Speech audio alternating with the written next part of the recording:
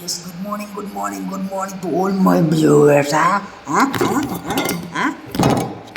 Ha? Good morning. Ha? Kapila ko mag-good morning, di mo mag-comment, ha? Na. Ako.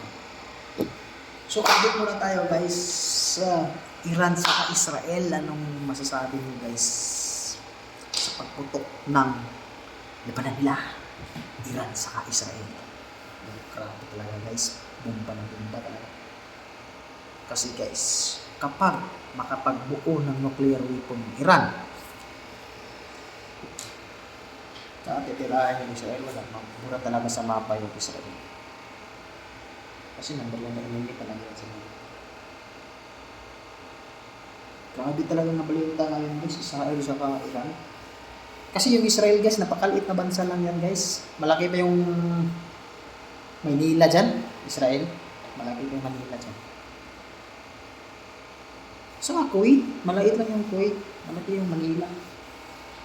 Kuwait, Dubai, maliit lang yan sila.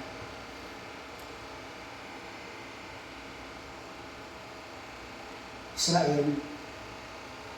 Grabe ngayon, tapos